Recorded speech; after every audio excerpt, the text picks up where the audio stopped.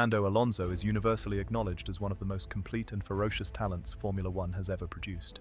Nicknamed the Samurai for his intense stare, ruthless overtaking and unbreakable fighting spirit, the Spaniard secured 2 world championships in 2005 and 2006 with Renault. Yet his career stands as one of the sport's greatest paradoxes, a driver of extraordinary genius repeatedly undermined by a toxic blend of internal team drama, strategic blunders, mechanical misfortune and cruel timing. Many analysts argue that poor decisions and bad luck have cost him at least 4 additional titles, and potentially a historic dynasty that could have redefined his legacy as the greatest of all time.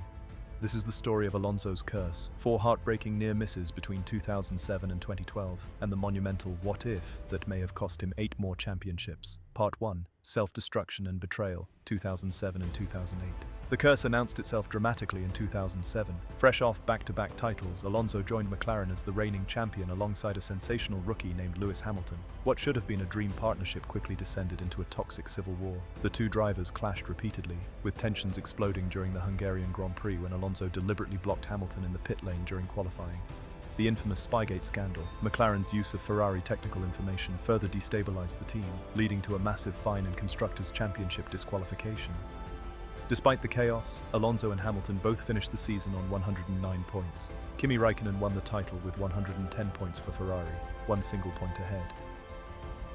Alonso ended up 3rd on countback. It was a title lost not on pace, but on self-inflicted wounds and political infighting. The intense rivalry between the 2 McLaren drivers fractured team unity at the worst possible moment. The fallout from 2007 directly triggered the second missed opportunity. Bitter and disillusioned, Alonso chose to leave McLaren on principle and returned to Renault for 2008. In hindsight, it was a costly decision driven by emotion rather than pragmatism. McLaren produced a highly competitive car in 2008, while Renault struggled with an uncompetitive package.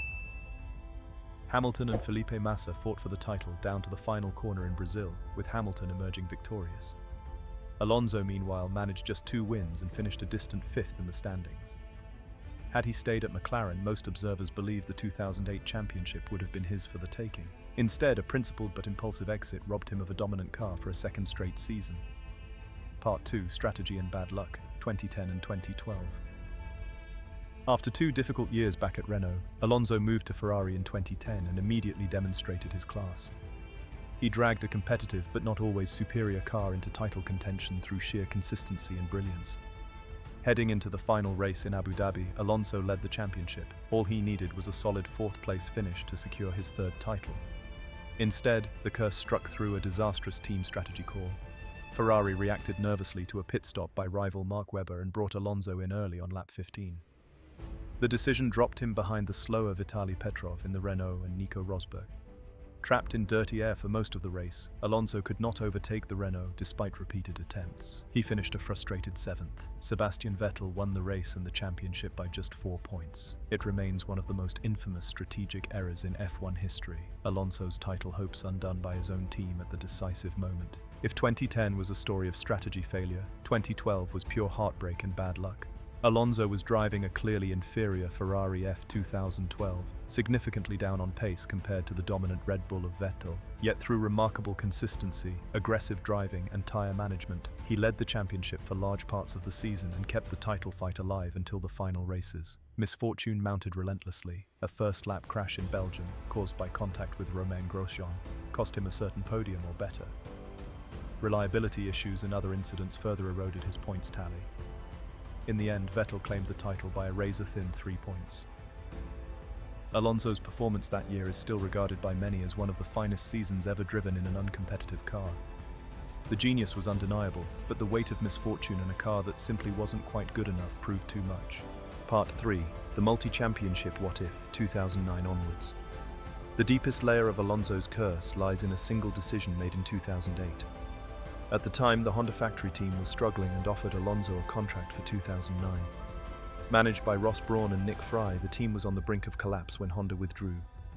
It re-emerged as Brawn GP with a revolutionary double diffuser car powered by Mercedes engines. Jenson Button went on to dominate and win the 2009 World Championship in stunning fashion. Alonso turned down the offer and stayed with Renault, where he endured another uncompetitive season. Former Brawn figures, including Nick Fry, have stated publicly that had Alonso joined, he would almost certainly have become 2009 champion instead of Button. The consequences ripple far beyond one title. At the end of 2009, Mercedes bought the Brawn team outright, creating the foundation for the most successful dynasty in modern F1 history. From 2014 to 2020, the Silver Arrows dominated, winning 7 consecutive constructors' titles and 8 drivers' titles between Hamilton and Nico Rosberg. Had Alonso been the 2009 champion at Brawn, he would likely have become Mercedes' undisputed lead driver from 2010 onward. The team's top seat would not have been available in the same way when Hamilton sought a move in 2013.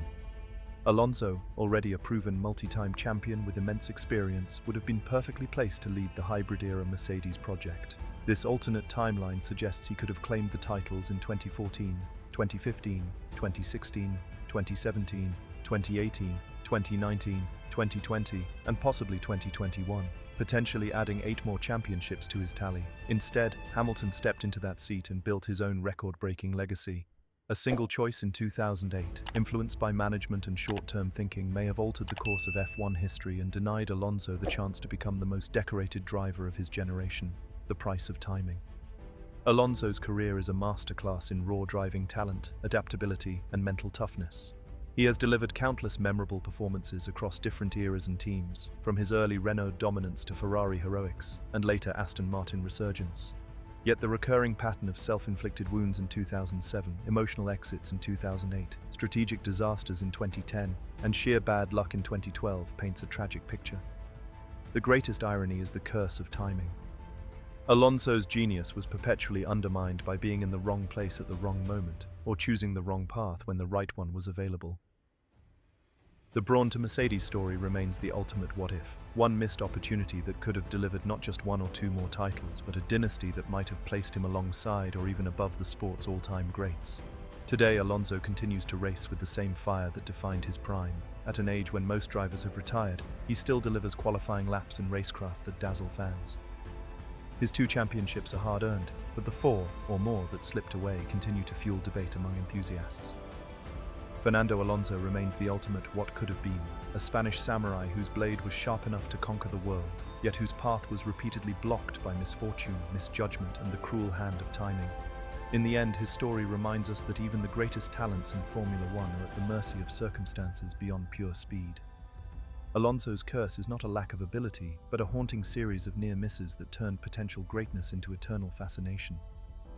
If you enjoyed this deep dive into the hidden economics of Formula One and the stories that shaped the grid, like the video, subscribe to the channel, and turn on notifications. We uncover the untold histories behind motorsport's biggest moments and the team's history forgot.